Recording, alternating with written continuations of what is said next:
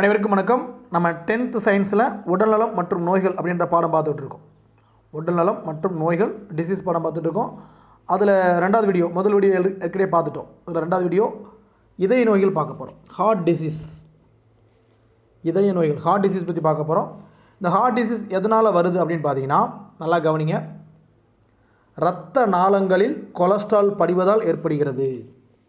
Deposit of cholesterol in the blood vessel. அதனால தான் இந்த கரோனரி ஹார்ட் டிசீஸ் வருது. சிஹெச்டி அப்படின்வாங்க. உங்கள் ஆப்ஷனில் சிஹெச்டின்னு கொடுத்துருந்தா நீங்கள் தான் புரிஞ்சுக்கணும். இது என்னென்னா coronary heart diseases. Coronary heart disease இதய நோய்கள் தான். ஓகேவா? இது எதனால் உண்டாகுது? ரத்த நாளங்களில் கொலஸ்ட்ரால் அதிகமாக படிகிறதுனால வருது. ஸோ இது என்ன பண்ணும் பார்த்தீங்கன்னா, இதயத்துக்கு இந்த ரத்தம் போகக்கூடிய வரக்கூடிய குழாய்கள் இருக்குது பார்த்தீங்களா, அதில் இந்த கொலஸ்ட்ரால் போய் படிஞ்சிடும். அதனால் கரெக்டாக ரத்தம் போகாது. சரிங்களா? அல்லது அந்த தசை, அந்த மசில்ஸ் டேமேஜ் ஆகிடலாம். அதனாலேயும் இந்த பாதிப்பு வரலாம். இந்த மாதிரி இதய தசைகளுக்கு ரத்தத்தை வழங்குகின்ற, நல்லா கவனிங்க, இதய தசைகளுக்கு ரத்தத்தை வழங்குகின்ற பெரிய மற்றும் நடுத்தர அளவுடைய தமனிகளை சுருங்க செய்வதன் மூலம் தமனிகள் சுருங்கிருச்சுன்னா அந்த நோய்க்கு பேர் என்னென்னு பார்த்தீங்கன்னா ஆர்த்ரோஸ்க்ளிரோசிஸ். நடுத்தரவுடைய தமனிகளை சுருங்க செய்வதன் மூலம் உண்டாகும் நோய், தமனிகள் சுருக்கத்தினால் உண்டாகும் நோய் என்னென்னு கேட்டாங்கன்னா arteriosclerosis. It leads to the narrowing of blood vessels leading to arthrosclerosis in the large and medium size arteries. Okay, that supply the heart muscles with oxygen. அதே மாதிரி இஸ்கிமியான்னு ஒரு நோய் இருக்குது. அது என்ன சார்? இஸ்கிமியா, நம்முடைய இதய தசைகளுக்கு குறைவான இரத்த ஓட்டம் போச்சுன்னா அந்த நோய்க்கு பேர் இஸ்கிமியா. இன்னொரு நோய் இருக்குது, நம்முடைய இதய தசை டேமேஜ் ஆகிறது, இதய தசை திசுக்களின் இறப்பு அப்படின்வாங்க. இன்னும் வேறு வகையில் இதய தசை நசிவுறல் அப்படின்வாங்க. இந்த நோய்கள் எல்லாமே இந்த ஹார்ட் டிசீஸ் நோய்கள் தான். ஒன்று ஆர்த்ரோஸ்க்ளிரோசிஸ் ஒன்று, அப்புறம் இஸ்கிமியா ஒன்று, இதய தசை நசிவுறல் நோய் ஒன்று. இஸ்கிமியா என்னது? It's lead to sudden ischemia. எதனால் வருதுன்னு பார்த்தீங்கன்னா deficient blood supply to heart muscle. அடுத்து பார்த்தீங்கன்னா இன்னொன்று என்ன பார்த்தோம்? இதய தசை நசிவுறல் அப்படின்னா மயோகார்டியால் இன்ஃப்ராக்ஷன் அப்படின்வாங்க. மயோகார்டியால் இன்ஃபார்க்ஷன் அப்படின்னா death of the heart muscle tissue. நம்முடைய இதயத்தில் இருக்கக்கூடிய இதய தசை திசுக்கள் இறந்து போவதற்கு என்ன பெயர்னு பார்த்தீங்கன்னா இதய தசை நசிவுறல். தமிழை கண்டுபிடிச்சிடலாம். ஆங்கிலத்தில் பேர் கொடுத்துட்டாங்கன்னா மயோகார்டியால் இன்ஃபார்க்ஷன், MIOCARDIAL, மயோகார்டியால், INFARCTION, இன்ஃபாக்ஷன். ரைட்டுங்களா? ஸோ இந்த மூணு நோயும் நல்லா பார்த்து வச்சுங்க. இதிலேருந்து கேள்வி கேட்க வாய்ப்பு இருக்குது. இது வராமல் இருக்கணும்னா என்ன மாதிரி உணவுகளை எடுத்துக்கணும்? அதிக அளவு நிறைவுறாத பல்கொழுப்பு அமிலங்களை எடுத்துக்கணும். அதிக அளவு நிறைவுறாத பல்கொழுப்பு அமிலங்கள் என்ன சொல்லுவாங்கன்னா PUFA அப்படின்வாங்க. இது என்ன சொல்லுவாங்க? PUFAA. இதில் ஃபுல் ஃபார்ம் தெரிஞ்சு வச்சுக்கோங்க, poly unsaturated fatty acid. So அந்த உணவுகளையும் பழங்கள், காய்கறிகள், புரோட்டீன்ஸ், மினரல்ஸ், விட்டமின்ஸ், ஸோ இந்த மாதிரி எடுத்துக்கிட்டோம்னா இந்த மாதிரி நோய்கள் வருவது வாய்ப்புகள் கம்மியாயிடும். சரிங்களா? அடுத்து நம்முடைய இந்தியர்களுடைய ரத்தத்தில் இருக்க வேண்டிய கொலஸ்ட்ரால் லெவல் எவ்வளோ இருக்குன்னு பாருங்கள். So 200 milligram per decilitre. சரிங்களா? இந்த ரத்தத்தில் இந்த கொழுப்பின் அளவு 200லிருந்து 300 கிராமாக அதிகரிக்கிறப்ப தான் இதய நோய்க்கான ஆபத்தும் அதிகரிக்கிறது. இப்போ 200 மில்லிகிராம் பர் டெசிலிட்டர் இருந்துச்சுன்னா நோ ப்ராப்ளம். நம்முடைய எடுத்து பார்க்குறப்ப, பிளட் டெஸ்ட் எடுத்து பார்க்குறப்பயே இந்த கொலஸ்ட்ரால் லெவலும் செக் பண்ணி பார்க்கலாம். கொலஸ்ட்ரால் லெவல் உங்களுக்கு 200 மில்லிகிராம் பர் டெசிலிட்டர் இருந்துச்சுன்னா நோ ப்ராப்ளம். நீங்கள் கரெக்டான இதயத்தை தான் வச்சுருப்பீங்க, உங்களுக்கு இதய நோய் வராதுன்னு அர்த்தம். இல்லை ஒரு 297, 98 போயிடுச்சுன்னா நம்ம டிக்கெட் வாங்க போகிறோன்னு அர்த்தம். சரிங்களா? ஓகே, கவனமாக இருக்கணும். ஸோ இது எதனால் வருது? இதனுடைய ஃபேக்டர்ஸ் என்னென்னு பார்த்தீங்கன்னா ஹைப்பர் கொலஸ்ட்ரோலோமியா. ஸோ கொலஸ்ட்ரால் வந்துருச்சு, அதிக இரத்த கொழுப்பு அதிகரிச்சிருச்சுன்னா.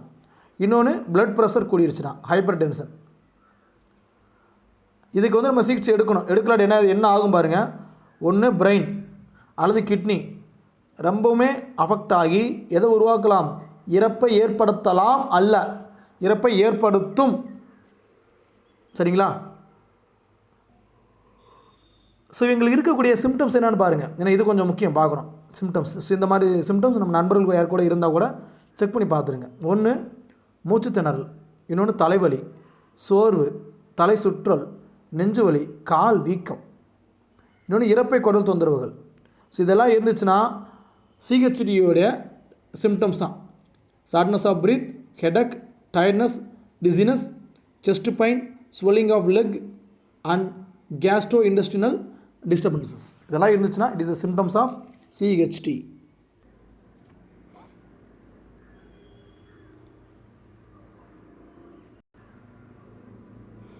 அடுத்து பார்த்தீங்கன்னா இந்த டியூனோ பாருங்கள். நல்ல கொலஸ்ட்ரால் கெட்ட கொலஸ்ட்ரால் கேள்விப்பட்டிருப்பீங்க. டாக்டர் சொல்லுவார் நல்ல கொலஸ்ட்ராலும் கெட்ட கொலஸ்ட்ரால் 2 இருக்குங்க, அதில் நல்ல கொலஸ்ட்ரால் இருக்கிறது நல்லது அப்படின்வாங்க. நல்ல கொலஸ்ட்ரால் அப்படின்றது என்னென்னு பார்த்தீங்கன்னா இந்த ஹெச்டிஎல் அப்படின்றது higher density lipo protein HDL.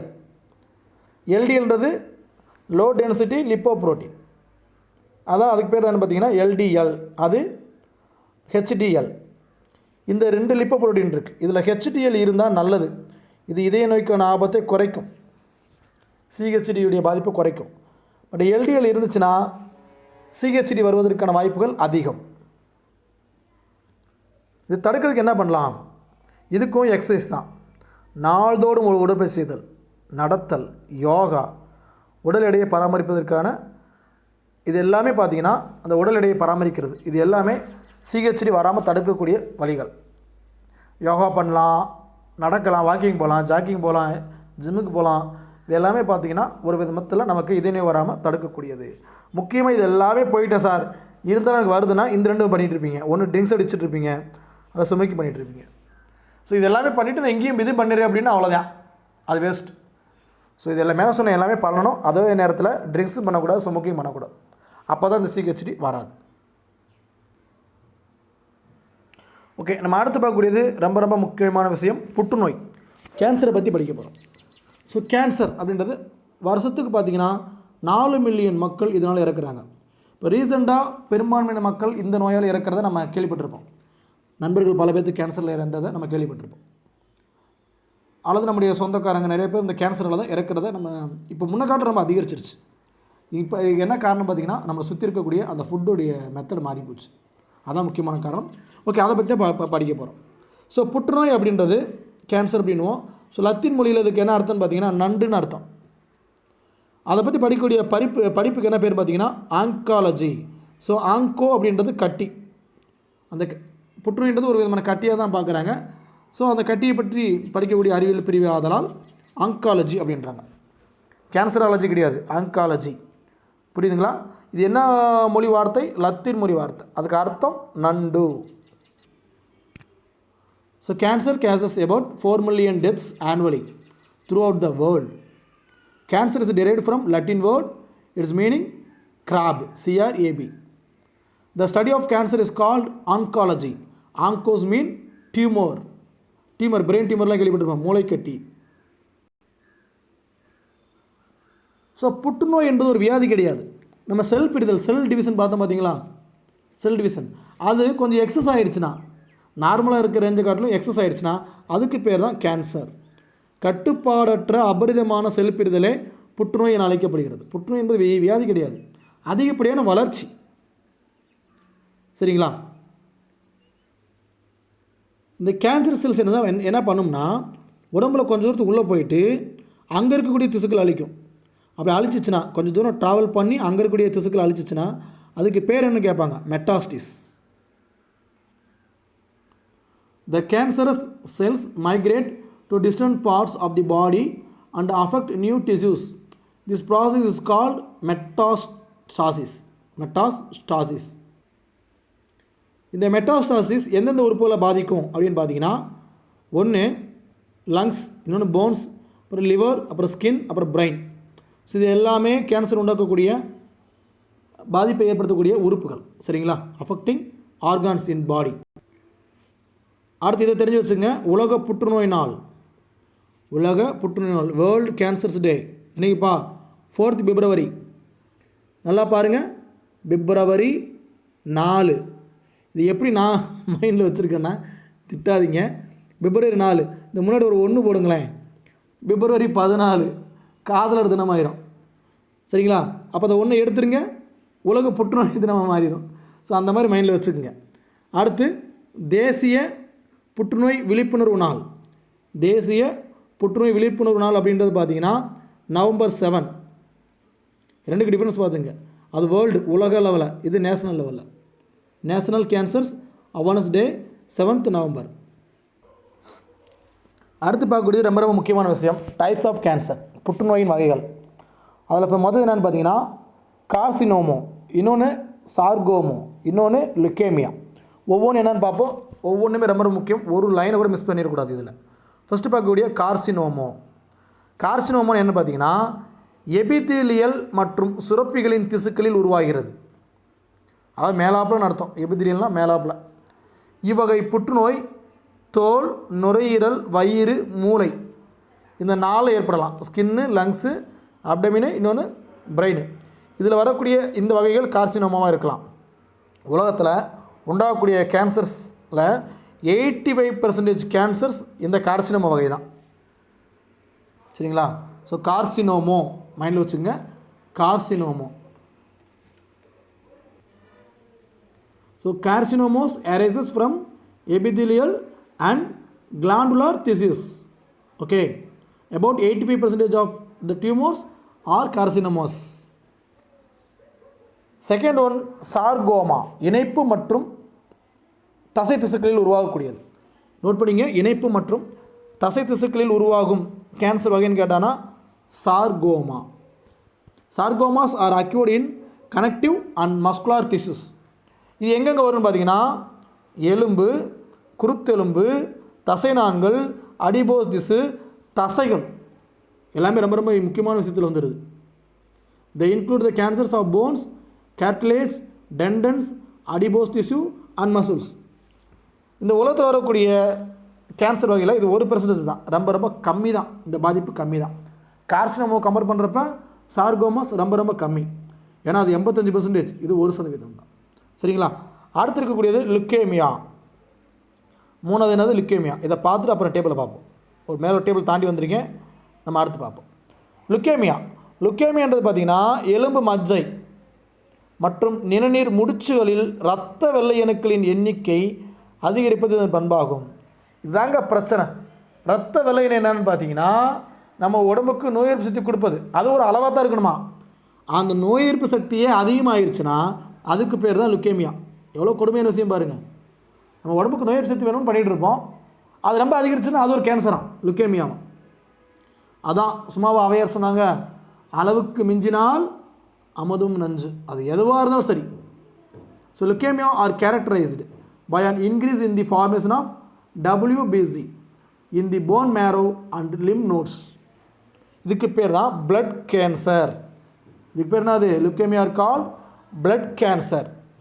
இந்த வகையில் பாதிக்கப்படுறவங்க பெரும்பாலான பேர் எப்படி இருக்காங்கன்னா 15 வயசுக்கும் கம்மியானவங்களாக தான் இருக்காங்கப்பா. இதுதான் ரொம்ப ரொம்ப வருத்தப்படக்கூடிய ஒரு செய்தி.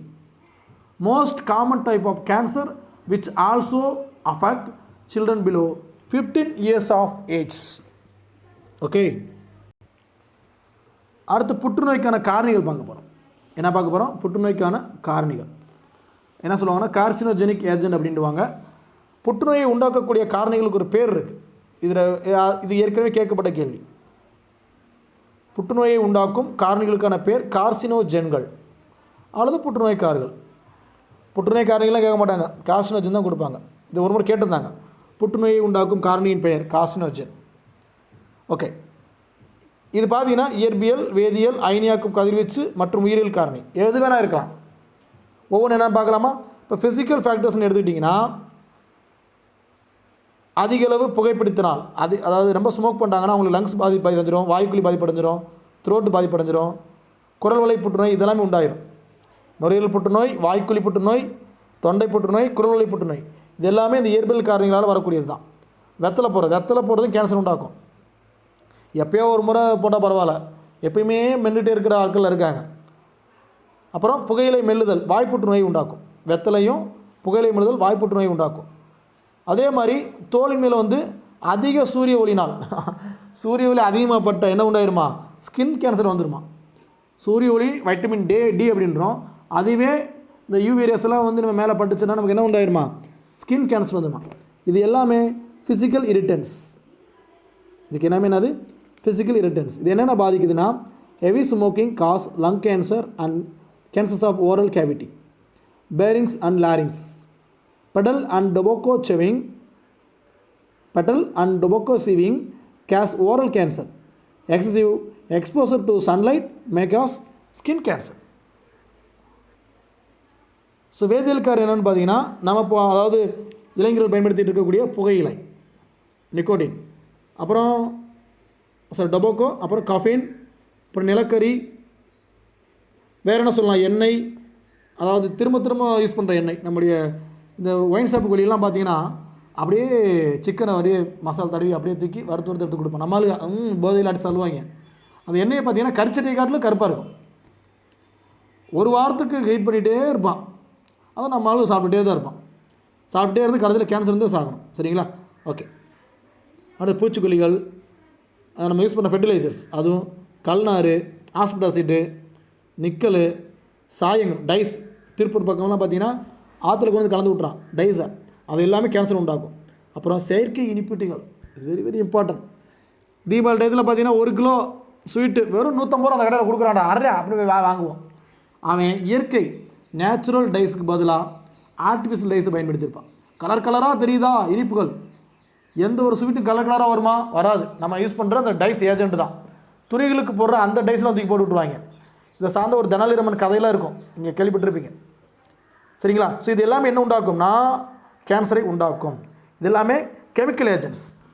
வேறு கதிரியக்கம் என்னென்னு உண்டாக்கும் பாருங்கள். அடுத்து எக்ஸ்ரேஸ், காமா ரேஸ், வேறு யூவி ரேஸ், இது எல்லாமே எது பாதிக்குமா, டிஎன்ஏவை அஃபெக்ட் பண்ணி கேன்சர் உருவாக்குமா.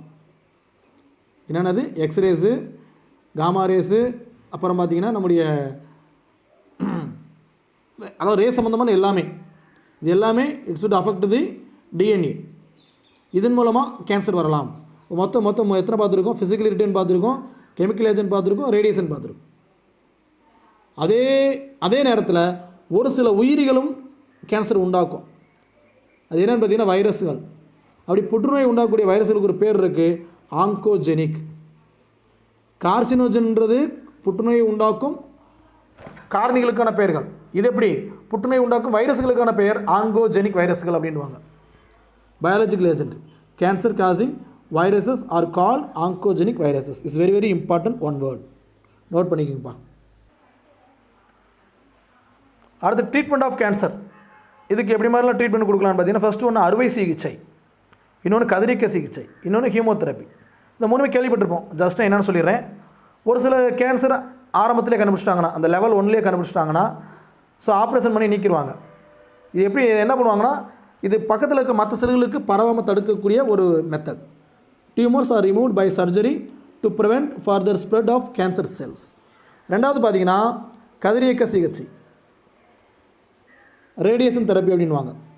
அதாவது சுற்றியுள்ள மற்ற செல்களை பாதிக்காமல் புற்றுநோய் செல்களை மட்டும் கதிர்வீச்சு தாக்கி அழிக்கிறது. Tumour cells are irradiated by lethal doses of radiation while protecting by the surrounding normal cells. So radiation பயன்படுத்தி அழிக்கிற அந்த மெத்தட் இருக்குது. மூணாவது பார்த்தீங்கன்னா ஹீமோதெரப்பி. இது கொஞ்சம் சிக்கலானது தான். என்னென்னு பார்த்தீங்கன்னா, வெயிட் பண்ணுங்கள், ஹீம் தெரப்பி. இது எதிர் புற்றுநோய் மருந்துகளை உள்ளடக்கியது. இது செல் பிரிதலை தடுப்பதன் மூலம் புற்று செல்களை அழிக்கிறது. அந்த செல் டிவிஷன் அது பார்த்தீங்களா, அதை தடுக்க முயற்சி பண்ணுவாங்க. It involves administration of anti cancerous drugs which prevent cell division and are used to kill cancer cells. இதில் நீங்கள் மைண்டில் வச்சுக்க வேண்டியது என்னென்னு பார்த்தீங்கன்னா, ஹீமோதெரப்பின்னு என்னென்னு கேட்டாங்கன்னா வேதி மருந்து சிகிச்சை, மருந்துகள் ட்ரீட்மெண்ட் பண்ணுறாங்க பார்த்தீங்களா, இதுக்கு பேர் தான் ஹீமோதெரப்பி. த லாஸ்ட் ஒன் தடைக்காப்பு சிகிச்சை, இம்யூனோதெரப்பி அப்படின்வாங்க. நல்லா கவனிங்க. உயிரியல் துரங்கல் மாற்றிகளான இன்டர்ஃபரான்ஸ் தடைக்காப்பு மண்டலத்தை தூண்டுவதன் மூலம் கட்டிகள் அளிப்பது. நம்முடைய இன்டர்ஃபரான்ஸை ஸ்டிமுலேட் பண்ணுறது மூலமாக கேன்சரை தடுத்தாங்கன்னா அதுக்கு பேர் immunotherapy. Biological response modifiers like interferons are used to activate to immune system, நம்முடைய தடைகாப்பு மண்டலத்தை தூண்டி வருது. It helps in destroying the tumours. அடுத்து பார்க்கக்கூடிய நோய் எய்ட்ஸ். எய்ட்ஸுடைய full form acquired immuno deficiency syndrome. இது எந்த வைரஸால் உண்டாகுதுன்னு பார்த்தீங்கன்னா ஹெச்ஐவி அப்படின்ற ஒரு வைரஸால் இந்த நோய் உண்டாகுது. இது என்ன பண்ணும்னா நம்ம உடம்புல இருக்கக்கூடிய அந்த நோய் எதிர்ப்பு சக்தியில் என்ன பண்ணிடும், தோல்வியடைய செய்யும். சுருக்கமாக சொல்லப்போனால் லிம்போசைட்டுகளை தாக்கி பாதிப்படைந்த நபர்களில் நோய் தொற்றினை ஏற்படுத்தும். யாருக்கு வந்து லிம்போசைட்டுகள் ரொம்ப ரொம்ப கம்மியாக இருக்கும். நிறைய பேர் பார்த்தீங்கன்னா இந்த எய்ட்ஸுடைய தாக்கம் இல்லாமல் இருக்கிறதுக்கு காரணம் அந்த அவங்களுடைய லிம்போசைட்டுகள் பாதிக்கப்பட்டிருக்காது. அவங்களுடைய லிம்போசைட்டுகள் பாதிக்கப்பட்டுச்சுன்னா எல்லா நோய்களுக்கும் அது என்ட்ரன்ஸ் மாதிரி இருக்கும். ஸோ எல்லா நோய்களும் வந்துருச்சுன்னா அந்த பல நோய்களுடைய கூட்டு தான் எய்ட்ஸ் அப்படின்றது. பல நோய்களின் கூட்டு தான் எய்ட்ஸ். அதாவது they attack the lymphocytes and the affected individuals is prone to infectious disease. So இந்தியாவில் இதை பற்றி ஆராய்ச்சி பண்ணவங்க யாருன்னு பார்த்தீங்கன்னா டாக்டர் சுனிதி ஷால்மோன். ஹெச்ஐவி ஆராய்ச்சி மற்றும் சிகிச்சையின் முன்னோடி இவங்க தான். பேர்னாது சுனிதி சால்மோன். ஓகே, அதாவது doctor Suniti Solomon pioneered HIV research and treatment in India. So இவங்க டீம் தான் பார்த்தீங்கன்னா 1980 நிறைய இடங்கள் ஆராய்ச்சி பண்ணாங்க. அதில் 85 முதல் ஒரு எய்ட்ஸ் பர்சனை கன்ஃபார்ம் பண்ணுறாங்க. அவர் யாருன்னு பார்த்தீங்கன்னா நம்முடைய சென்னையை சேர்ந்தவர். எந்த ஏரியாவை சேர்ந்தவர்? சென்னையை சேர்ந்தவர். Her team was the first to document evidence of HIV infection in India in 1985. First Indian AIDS patient in Chennai. இந்த வைரஸ் எய்ட்ஸ் பேஷண்ட்டுக்கு எங்கெல்லாம் இருக்குன்னு பாருங்கள். யூரினில் இருக்குமா, கண்ணீரில் இருக்குமா, உமிழ்நீரில் இருக்குமா, தாய்ப்பாலில் இருக்குமா, கலவி கால்வாயில் இருக்குமா? எங்கே இருக்குமா? கலவி கால்வாய். ஸோ இந்த மாதிரி உறுப்புகள் எல்லாமே இருக்கும். பட் பரவாது. எப்படி பிளட் டிரான்ஸ்மிஷன் நடந்தால் தான் ஒருத்தர்கிட்ட வந்து இன்னொரு மூலம் பிளட்டு இதானால் மட்டும் பரவுமே தவிர வேறு எந்த வகையிலும் பரவாது. சரிங்களா? AIDS virus has been found in urine, tears, saliva, breast milk and vaginal secretion. But the virus is transmitted by an infected patient who comes in contact with blood of healthy person. Okay. அடுத்து HIV பரவ முறைகள் கொடுத்துருக்காங்க. இது எல்லாருக்கும் ஊரில் தெரிஞ்சது தான். நீங்கள் ரீட் பண்ணி பார்த்தாலும் உங்களுக்கு புரியும். சரிங்களா? அதில் அவ்வளோ இம்பார்ட்டன்ட் ஒன் வேர்டு இல்லை. அடுத்த ஒன் வேர்டு எங்கே இருக்குன்னா கண்டறிதல் இருக்குது. எங்கே இருக்குன்னா கண்டறிதல். எய்ட்ஸ் பேஷண்ட் இருக்கணுங்களா எப்படி வந்து நம்ம ஃபைண்ட் அவுட் பண்ணுறது? இதில் 2 விதமான டெஸ்ட் இருக்குது. ஒன்று எலைசா, என்சைம் லிங்க்டு இம்யூனோ சார்பண்ட் அசாய் அப்படின்வாங்க. இந்த டெஸ்ட் மூலமாகவோ அப்புறம் வெஸ்டர்ன் பிளாட் இந்த டெஸ்ட், இந்த 2 டெஸ்ட் மூலமாக ஹெச்ஐவி இருக்குதான்றதை கன்ஃபார்ம் பண்ண முடியும். ஹெச்ஐவியை கண்டறியும் உறுதி சோதனைகள் அப்படின்வாங்க. எலைசா, வெஸ்டர்ன் பிளாட். எலைசாவுடைய ஃபுல் ஃபார்ம் நல்லா பார்த்து வச்சுங்கப்பா, கேட்கலாம். என்சைம் லிங்க்டு இம்யூனோ சார்பண்ட் அசாய், இன்னொன்று வெஸ்டர்ன் பிளாட். ஓகே, இதற்கான சிகிச்சை என்னன்னு பார்த்தீங்கன்னா ரெட்ரோ வைரஸுக்கு எதிரான மருந்துகளை தான் கொடுத்துட்ருக்காங்க. இப்போதைக்கு நோய் எதிர்ப்பு மண்டலத்தை தூண்டுகிற மருந்துகளை கொடுத்துட்ருக்காங்க. இதன் மூலம் என்ன பண்ண முடியும்னா வாழ்நாளை நீட்டிக்க முடியும். பட் காப்பாற்ற முடியுமானா கண்டிப்பாக முடியாது. என்ன பண்ண முடியாது? காப்பாற்ற முடியாது. இதுக்கு மருந்து கிடையாது. ஏற்கனவே ஒரு மருந்து, இதை பற்றி ஒரு மருந்து ஒன்று பார்த்தோம், எய்ட்ஸ் நோய்க்கான மருந்துன்னு பார்த்தோம். நான் நடத்திருக்கேன். யாருக்கு மைண்டில் இருக்கோ அவங்க எனக்கு மெசேஜ் பண்ணுங்கள். எய்ட்ஸ் நோய்க்கான மருந்து சார் உண்மையாவா?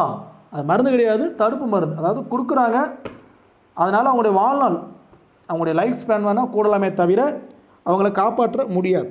ஓகேவா? கண்டிப்பாக அந்த மருந்து பெயர் கண்டுபிடிங்க. நான் நடத்திருக்கேன், உங்களுக்கு நடத்திருக்கேன். 9th நடத்துகிறப்ப நடத்திருக்கேன். ஸோ நீங்கள் அதை கண்டுபிடிச்சி எனக்கு மெசேஜ் பண்ணுங்கள். அப்புறம் வேர்ல்ட் எய்ட்ஸ் டே, உலக எய்ட்ஸ் தினம் என்னைக்கு கேட்டான்னா டிசம்பர் 1. பொதுவாக டிசம்பர்னாலே இப்போதைக்கு பார்த்திங்கன்னா அழிவின் மாதமாக தான் பார்க்கப்படுது. டிசம்பர் வந்தால் நிறைய அழிவுகள் வருது. அதில் முதல் அழிவு இதுதான் வச்சுக்கோங்க, அப்படி மைண்டில் வச்சுங்க. டிசம்பர் 1 என்னங்க? உலக எய்ட்ஸ் தினம். ஓகே, இந்த பாடத்தை முடிச்சிட்டேன். புக் பை கொஸ்டினை செக் பண்ணிடலாமா? வாங்க. முதல் கேள்வி சூஸ் த பெஸ்ட் ஆன்சர். புகையிலை பழக்கம் அட்ரினலின் சுரப்பை தூண்டுகிறது. இதற்கு காரணமான காரணி. Tobacco consumption is known to stimulate secretion of adrenaline, the component causing this good way. என்னப்பா வரும்? நிக்கோட்டினா, டானிக் ஆசிடா, குர்குமினா, லெப்டினா. ஸோ ஆப்ஷன்ஸ் இப்படிலாம் கொடுத்தா ஈஸியாக கண்டுபிடிச்சிருவீங்க. So nicotine. முதலுக்கு ஆன்சர் நிக்கோட்டின். உலக புகையிலை தினம் என்னங்க வரும்? World no tobacco day, May 31. May 31. அடுத்து, சாதாரண செல்களை விட புற்றுநோய் செல்கள் கதிர்வீச்சினால் சுலபமாக அழிக்கப்படுகின்றன. நம்ம நார்மல் செல்லை காட்டிலும் ரேடியேஷன் பண்ணுறப்ப கேன்சர் அழிஞ்சு போயிடும். அதுக்கு காரணம் என்ன அப்படின்னு பார்த்தீங்கன்னா, ஏன்னா அது என்ன காரணம்? துரித செல் பிரிதல் இருக்கும், சீக்கிரமாக செல் டிவிஷன் ஆகும். அதனால் சீக்கிரமாக என்ன பண்ணிட முடியும்? நம்மளால் அழிக்க முடியும். எத்தனாவது கேள்வி? மூணாவது கேள்வி. Cancer cells are more easily damaged by radiations than normal cell because they are undergoing rapid division. Fourth question, நிணநீர் முடிச்சுகள் மற்றும் மண்ணீரலை தாக்கும் புற்றுநோய் வகை. நிணநீர் முடிச்சுகள் மற்றும் மண்ணீரலை தாக்கும் புற்றுநோய் வகை. Which type of cancer affects lymph nodes and spleen? என்னென்னா லிம்போமா இருக்கா? லிம்போமா. இதுதான் விடை. Option D. அடுத்து அஞ்சாவது கேள்வி. அளவுக்கு மிஞ்சிய மது பழக்கத்தினால் உருவாவது. Excessive consumption of alcohol leads to என்ன உண்டாகும்னா, இந்த 4 செயல்பாடுகளில் கல்லீரல் சிதைவு உண்டாக்கும். எது பாதிப்படையும்? சிர்கோசிஸ் ஆஃப் லிவர் தான் பாதிப்படையும். அடுத்து ஆறாவது கேள்வி. இதயக்குழல் இதய நோய் சிஹெச்டி ஏற்பட காரணம். ஏழாவது கேள்வி. சிஹெச்டி வராது. Cancer of epithelial cells is called. இதனால் வரக்கூடிய நோய்க்கு என்ன பேர்? ஸோ மன்னிக்கவும், coronary heart disease is due to CHD தான். சிஹெச்டி ஏற்படுவதற்கு காரணம் என்ன அதுன்னு அப்படி பார்த்தீங்கன்னா, இந்த 4 நான் ரீட் பண்ணி பாருங்கள். எது ஆன்சராக இருக்கும்? டி தான். இதய தசைகளுக்கு போதிய ரத்தம் செல்லாமை. பார்த்தோமா? Insufficient blood supply to heart muscles. ஏழாவது கேள்வி. எபிதீலியல் செல்லில் புற்றுநோய் உருவாவதற்கு டேஸ் என்று பெயர். Cancer of the epithelial cell is called. மேலாப்பில் வரக்கூடியதுக்கு என்ன பேருப்பா? கார்சினோமோ. முதல் வகை carcinoma. Cancers of epithelial cell is called கார்சினோமோ.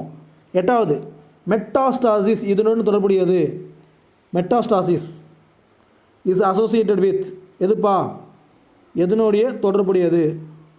வீரியமிக்க கட்டி மேலிக்னன்ட் கட்டிகளோட தொடர்புடையது. இது நோட் பண்ணிங்க. வீரியமிக்க கட்டி மேலிக்னன்ட். அடுத்து 9வது கேள்வி. பாலிபேஜியா என்ற நிலை டேஸில் காணப்படுகிறது. Polyphagia is a condition seen in எதுப்பா வரும்? எதனுடைய சிம்டம்ஸ்? டயபெட்டிஸ் இன்சிபிடஸா மெலிடஸா? மெலிடஸ். ஏற்கனவே 2 பாடத்தில் இதை பார்த்துருக்கோம். Diabetes mellitus. அடுத்து 10வது கேள்வி. மது அருந்தியவுடன் உடலில் முதலில் பாதிக்கப்படும் பகுதி. Where does alcohol effect immediately after drinking? CNS. நான் உங்களுக்கு நடத்துகிறப்பே சொன்னேன். சிஎன்எஸ் சென்ட்ரல் நர்வ் சிஸ்டம், மைய நரம்பு மண்டலம். அதில் இருக்கக்கூடிய மைய நரம்பில் பாதிக்கப்படும், சிறுமூளை பாதிக்கப்படும், இதெல்லாமே பாதிக்கப்படும். சரிங்களா? அடுத்து எய்ட்ஸ் என்பது ஒரு கொள்ளை நோய். சரியா? எபிடெமிக்ன்றாங்க. எபிடெமிக், எண்டமிக், பேந்தமிக் நடத்த நினைவு இருக்கா? அதில் எபிடெமிக்ன்றாங்க. பெருங்கொள்ளை நோய் அப்படின்றாங்க. கரெக்டு தான். இது ஒரு கொள்ளை நோய் தான். Is it true? வெறும் கொள்ளை நோய் கேட்டிருக்காங்களா? அப்போ தப்பு. பெருங்கொள்ளை நோய். ஏன்னா AIDS is an pandemic disease, not epidemic disease. பெருங்கொள்ளை நோய் தான் உலக அளவில் தோன்றி பல மக்களை கொள்றதுக்கு பேர் தான் பெருங்கொள்ளை நோய். So epidemic. So it is a false. முதல் ஃபால்ஸ். 2வது கொஸ்டின். புற்றுநோய் உருவாக்கும் ஜீன்களுக்கு ஆங்கோ ஜீன்கள் என்று பெயர். புற்றுநோய் உருவாக்கும் ஜீன்களுக்கு ஆங்கோ ஜீன்ஸ். கரெக்டா? Cancer causing genes are called oncogene. Correct தான். மூணாவது இது உடல் பருமனின் பண்பு கட்டிகள் உருவாக்கம் ஆகும். தவறு. புற்றுநோயுடைய பண்பு தான் கட்டிகள் உருவாக்கும். ஒபிசிட்டி டியூமர் ஃபார்மேஷன் கிடையாது, கேன்சர் தான் டியூமர் ஃபார்மேஷன். இப்போ தேர்ட் ஸ்டேட்மெண்ட் ராங்கு. ஃபோர்த், வெள்ளை அணுக்கள் மற்றும் இரத்த சிவப்பு அணுக்களின் எண்ணிக்கையில் அதிகரிப்பது லுக்கேமியா. அதாவது இரத்த வெள்ளைன்னு ஓகே, சிவப்புலாம் அதிகரிக்கிறது லுக்கேமியா கிடையாது, சரிங்களா? பட் இந்த இடத்துல வெள்ளை அணுக்கள் மட்டும் இருந்தால் ரைட்டாக இருந்திருக்கும். ஸோ இது தப்பு தான். ஒன்லி இரத்த வெள்ளை அணுக்கள் மட்டும் அதிகரிக்கிறதுக்கு பேர் தான் leukaemia. So fourth is wrong. கரெக்டானது என்னது? In leukaemia only WBC increase in number. அடுத்த அஞ்சாவது கொஸ்டின், நோயின் காரணங்கள் பற்றி அறிய உதவும் அறிவியல் பிரிவு ஏட்டியாலஜி. கரெக்டா? ஏட்டியாலஜி அஞ்சாவது கேள்வி. நோயின் காரணங்களை பற்றி அறிய உதவும் அறிவியல் பிரிவு ஏட்டியாலஜி. கரெக்டு தான். So correct. ஏழாவது கொஸ்டின் நோட் பண்ணிக்கங்க. Study of cause of disease is called aetiology. அடுத்த ஆறாவது கேள்வி, நோயாளிகளின் ஆடைகளை பயன்படுத்துவதனால் எய்ட்ஸ் நோய் பரவாது. கண்டிப்பாக பரவாது. ஸோ இதுவும் கரெக்ட் ஸ்டேட்மெண்ட் தான். இதுவும் கரெக்டு தான், இதுவும் கரெக்டு தான். AIDS is not transmitted by contact with patient's clothes. No. Seventh question, insulin பற்றாக்குறையினால் டயாபெட்டிஸ் மெலிடஸ் வகை 2 உருவாகிறது. கரெக்டா? என்ன சொல்லியிருக்காங்கன்னா type 2 diabetes mellitus result due to insulin deficiency. தப்பு.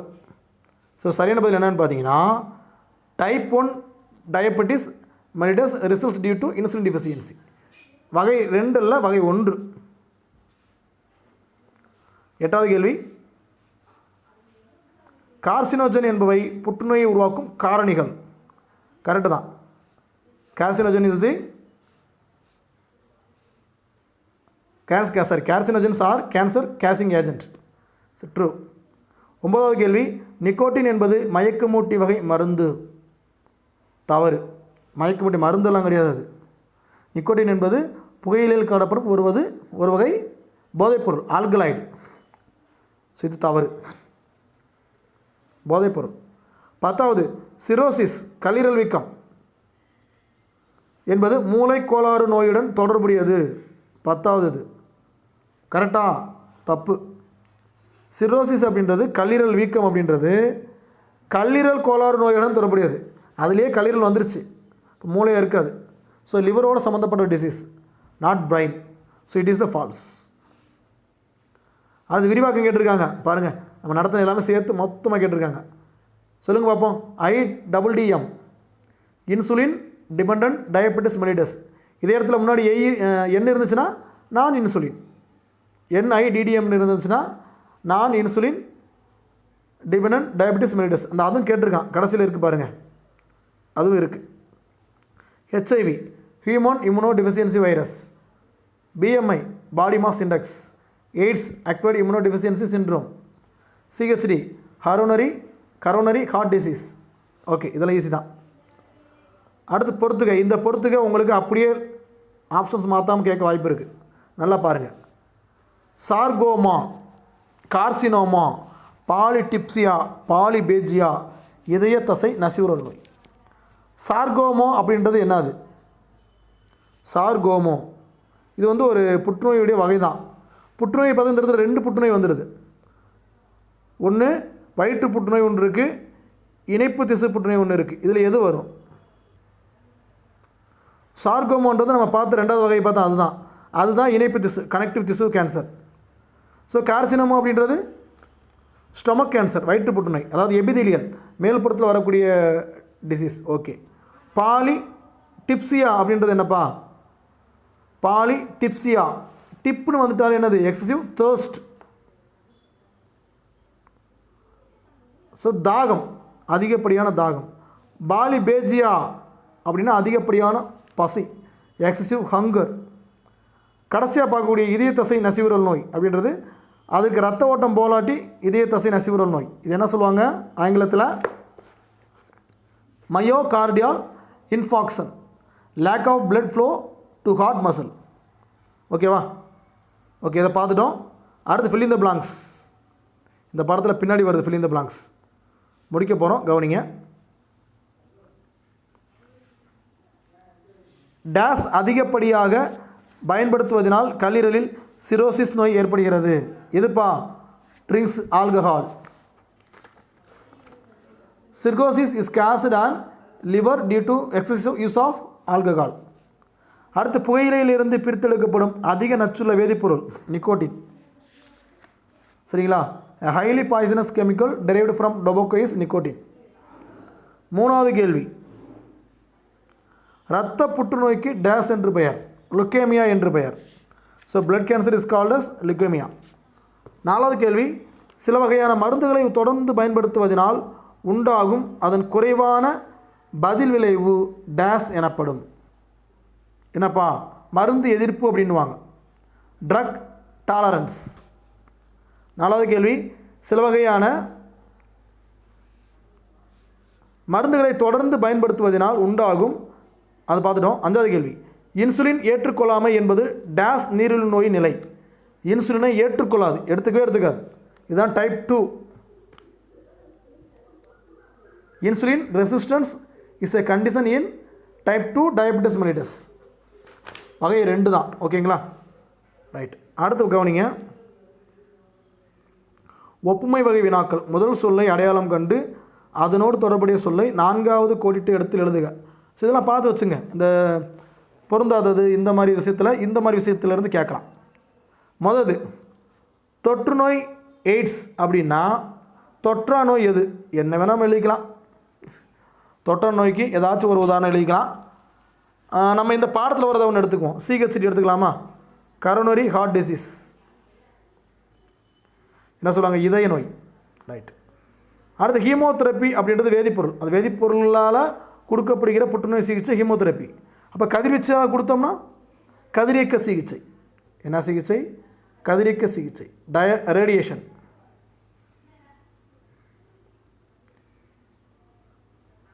அடுத்து மூணாவது, உயர் ரத்த அழுத்தம் என்பது ஹைப்பர் கொலஸ்ட்ரோலோமியா அப்படின்னா கிளைக்கோசூரியான்றது என்னது? கிளைக்கோசூரியா பார்த்தோம்ல, அதாவது பாலி யூரியான்றது அதிக சிறுநீர் வெளியேறுவது. கிளைக்கோசூரியான்றது அதே சிறுநீர் வெளியேறு தான், ஆனால் குளுக்கோஸோடு வெளியேறும். அதிகப்படியான குளுக்கோஸ் வெளியேறக்கூடிய வழி. சரிங்களா? எக்ஸசிவ் குளுக்கோஸ் இன் யூரின். இதுக்கு பேர் தான் என்னது? கிளைக்கோசூரியா. சரிங்களா? ஓகே, ஓரளவு எல்லாத்தையும் பார்த்துட்டோம். நல்லா படிங்க. ஓகே, வாழ்த்துக்கள்.